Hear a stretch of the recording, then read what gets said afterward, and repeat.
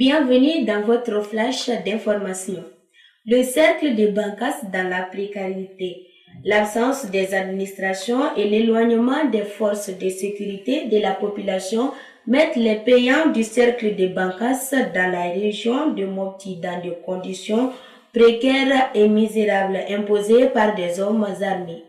Niger, au moins 37 civils, dont une dizaine de femmes et d'enfants, ont été tués lundi dans l'ouest du Niger lors de l'attaque par des djihadistes présumés d'un village de la région de Tillabéri, proche du Mali, ont indiqué des sources locales à l'AFP.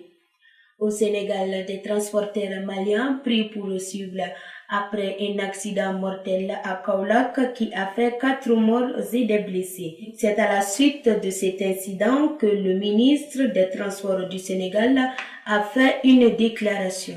Je cite: « C'est avec une douleur atroce et une vive colère que j'apprends le décès des 4 occupants d'un taxi qu'un camion a percuté à Kaolack sans leur laisser la sensibilité d'échapper à cette mort atroce. Les blessés sont aussi notés durant cet accident odieux et révoltant. Les auteurs de cet acte ignoble sont appréhendés et traduits de la justice. Une enquête est en cours. Je demande aux populations de rester calmes et de s'assurer que l'État du Sénégal fera le nécessaire.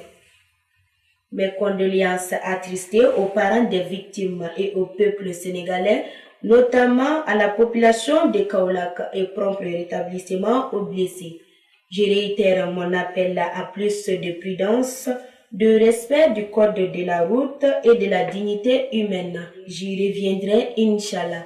Fin des citations.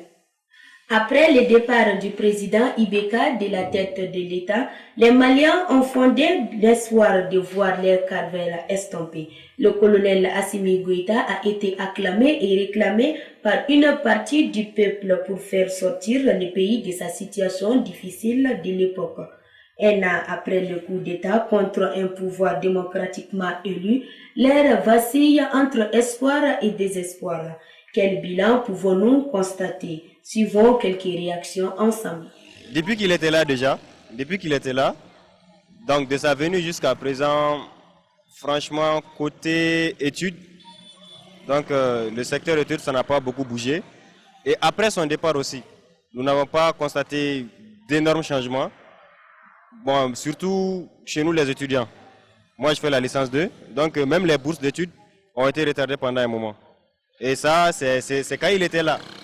Et donc maintenant, après son départ, franchement, les choses deviennent encore pires, selon moi. Le changement que j'ai constaté, c'est au niveau de l'éducation. Parce que qui parle d'un pays, le développement d'un pays part de l'éducation. S'il n'y a pas une bonne éducation dans un pays, vraiment, le pays ne va jamais progresser. Donc depuis que Ibeka est parti, ce que j'ai constaté, c'est l'éducation, au niveau de l'éducation. Quand Ibeka partait, les enseignants étaient fortement en grève. Et les écoles étaient toutes pratiquement fermées. Et maintenant, nous sommes en sciences des examens. Aujourd'hui, c'est le 2e jour du DEF. On peut dire que vraiment il y a eu un peu de changement par rapport à ce niveau-là. Je ne peux pas dire qu'il y a du changement, un grand changement au niveau de d'autres côtés. Parce que sur le plan sécuritaire, on peut même dire que jusqu'à présent, les meurtres persistent au niveau du centre du pays et même dans d'autres coins également. Donc à ce niveau, vraiment, le changement que j'ai constaté quand même, c'est un peu au niveau de l'éducation quand même. Le réseau malien des journalistes d'investigation RMJI a fait face à la presse ce mardi 17 août 2021 à la Maison de la Presse. Le thème retenu est le rôle du journalisme d'investigation dans la promotion de la bonne gouvernance. Reportage Mamadou Yatassaï et Maïmouna Samaki. La presse est partie prenante immédiate et directe de l'OCLEI.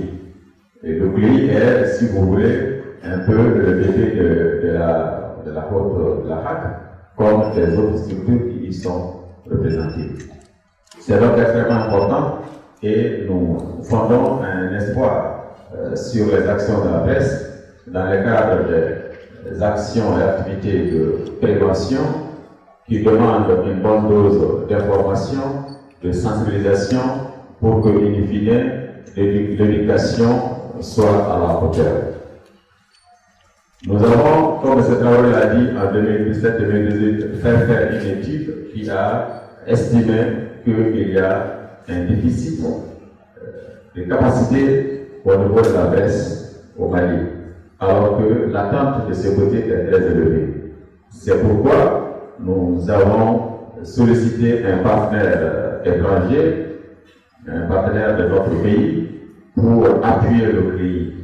Et je suis très heureux de vous informer que cette demande a abouti et que très prochainement, nous allons signer avec ces partenaires-là un projet d'appui à le pays pour beaucoup d'argent en francs CFA. Mais ce qui concerne la presse, il y a une rubrique concernant le renforcement des capacités des médias, en particulier le journalisme d'investigation, pour un montant d'environ 150 millions de francs CFA. Pour le projet Mali Justice, c'est un projet de l'USAID, c'est un projet qui a démarré depuis 2016. Et l'objectif principal de ce projet est d'appuyer le Mali à la construction d'un secteur de la justice plus efficace, efficient et compétent. Et le projet a trois composantes. Une composante qui travaille en étroite collaboration avec le ministère de la Justice pour améliorer la prestation des services de justice et l'efficacité des institutions du secteur de la justice. Ça, c'est la composante 1 qui travaille vraiment en étroite collaboration avec les institutions maliennes, notamment le ministère de la Justice. On a contribué éventuellement, pour être précis, à rénover certains tribunaux, non seulement à Bamako, mais aussi à l'intérieur du pays, notamment à Morti, à Koliko, à Kita, et en commune 3, en commune 2, et même aussi appuyer l'Institution nationale de formation de la justice. Et il y a une seconde composante qui, elle, travaille sur l'accès à la justice, qui est beaucoup plus axée sur le travail avec les organisations de société civile, notamment les parajuristes, qui appuient les communautés à l'intérieur du Mali et partout sur le territoire à avoir accès à la justice. Et aussi, l'un des objectifs clés de cette composante, c'est vraiment de travailler à ce qu'il y ait une étroite collaboration entre la justice dite traditionnelle et la justice moderne, comme on la connaît. À savoir aussi que le travail qu'ils étaient en train de faire pourrait porter des fruits au bénéfice de tous les Maliens. Merci d'avoir suivi ces flashs d'informations. N'oubliez pas de vous abonner sur notre page Facebook, YouTube, Rota Lali. À très bientôt.